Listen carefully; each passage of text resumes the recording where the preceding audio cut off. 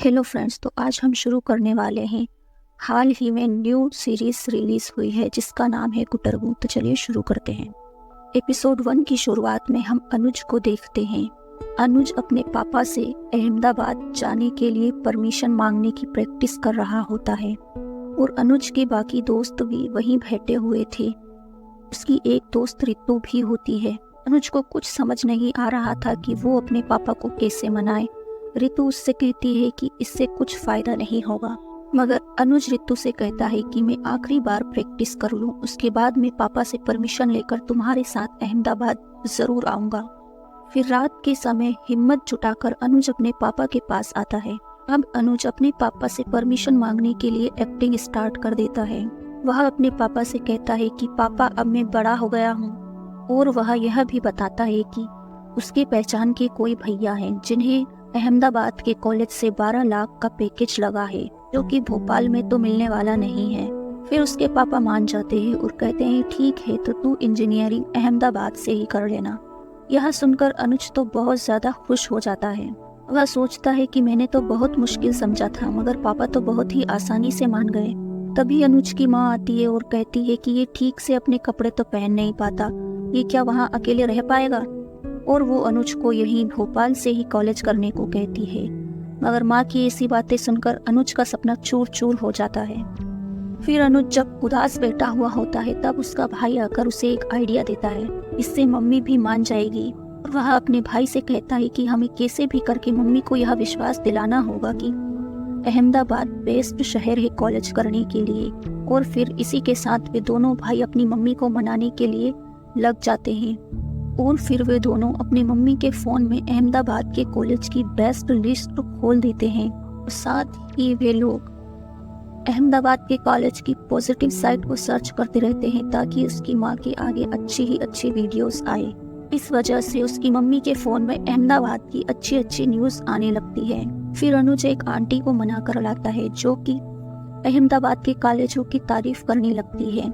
वे अनुज की मम्मी को समझाती है कि वहाँ पढ़े हुए बच्चे काफी आगे पहुँचते हैं और बहुत पैसा भी कमाते हैं। साथ ही अनुज भी अपने कपड़े धुलने की एक्टिंग करने लगता है ताकि उसकी मम्मी उसे रिस्पॉन्सिबल समझे। अब ऐसा करते करते 2-3 दिन बीत जाते हैं। फिर उसकी मम्मी कहती है कि ठीक है, मुझे लगता है कि तुझे भी अहमदाबाद से ही कॉलेज करना चाहिए। यह सुनकर अनुज काफी खुश हो जाता है। फिर अनुज की मम्मी कहती है कि ठीक है, कल ही जाकर फॉर्म भर देना। फिर अनुज की मम्मी अनुज के लिए शॉपिंग करने एक कपड़े की दुकान पर आती है जो कि उनकी जानकारी की शॉप थी। और उस दुकान वाले को अनुज की माँ बताती है कि मेरा बेटा जल्द ही पढ़ाई के लिए अहमदाबाद जाने वाला है, इसीलिए मैं उसके लिए कपड़े लेने आई हूँ। वही वो दुकान वाला कहता है कि अपना अनुज इतनी दूर जा रहा है, वही मैं एक महिला को भी जानता हूँ जिसके बेटे भी अहमदाबाद में ही पढ़ते हैं, आप उनसे बात कर लेना, दोनों बच्चे साथ में जाएंगे तो आपको भी टेंशन नहीं होगी। इसके बाद वह दुकान वाला अनुज की माँ को उसका नंबर देने वाला होता है। तभी वहाँ वो महिला आ जाती है। तब हमें पता चलता है कि वो महिला कोई और नहीं बल्कि रितु की ही माँ है, जिसे देखते ही अनुज की माँ तो गुस्से में वहाँ से चली ही जाती है।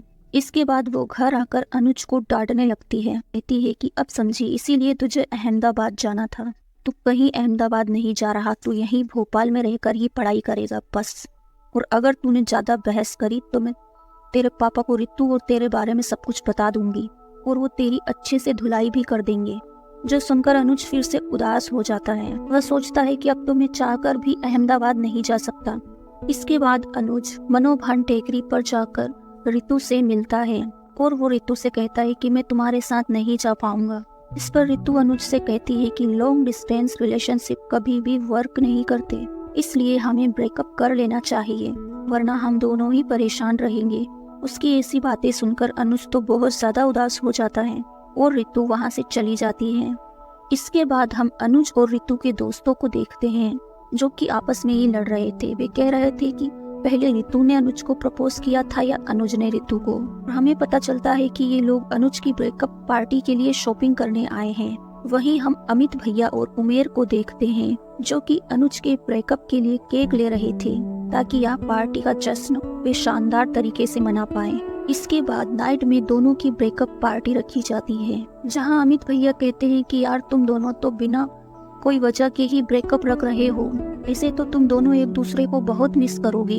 इसलिए थोड़ा लड़ाई कर लो ताकि एक दूसरे से नफरत हो जाए। फिर वे दोनों सोचते हैं और रितु कहती है कि ठीक है, मैं लड़ाई की शुरुआत करती हूँ, और वो अनुज की सिल्ली बातों का मजाक बनाने लगती है। मगर उसकी बातों से अनुज को जरा भी फर्क नहीं पड़ता। अभी ये लोग अनुज को उकसाने की कोशिश करते हैं। वे कहते हैं कि भाई तू भी तो कुछ बोल, मगर अनुज तो कुछ भी बोलने के लिए ही मना कर देता है, जिस पर रितु उस पर भड़क जाती है और रितु कहती है कि तुम लड़ो मुझसे। तभी अनुज रितु पर बरस पड़ता है। वह कहता है कि हर चीज तुम्हारे कहने पर नहीं होगी, नौकर नहीं हूँ मैं तुम्हारा, जब तुम चाहो ब्रेकअप कर लें, जब तुम चाहो पेचअप कर लें। क्या है ये? अब इन लोगों की लड़ाई इतनी ज्यादा बढ़ जाती है कि रितु वहाँ से गुस्से में चली जाती है और अनुज बस देखता ही रह जाता है। फिर रितु अपने घर जाकर अपने कपड़े पैकिंग करने लगती है और अनुज यहाँ उदास बैठा होता है। फिर अनुज की माँ उसके छोटे भाई को समझा रही होती है कि जब भी पढ़ाई करने का मन नहीं लगे तो इसका मतलब ये नहीं कि आप पढ़ाई ही छोड़ दो, फिर से उसमें इंटरेस्ट लेना शुरू करो। फिर धीरे धीरे इंटरेस्ट आने लग जाता है। यह सुनकर अनुज को अपना ख्याल आता है और यह बात सुनकर वह तुरंत अमित भैया के पास भागकर पहुंच जाता है और वह सीधे अमित भैया से एयरपोर्ट चलने को कहता है, जहां से रितु अहमदाबाद जाने वाली थी। वहां पहुंचकर अनुज रितु से कहता है कि मैं मानता हूं कि long relationship, distance relationship work नहीं करते, मगर हम ट्राई तो कर ही सकते हैं ना। और वो फिर से रितु को मना ही लेता है। इसके बाद रितु अनुज के गले लगती है और वह खुशी खुशी अहमदाबाद के लिए चली जाती है। और आगे का पार्ट हम अगले पार्ट में शुरू करेंगे। Thanks for watching.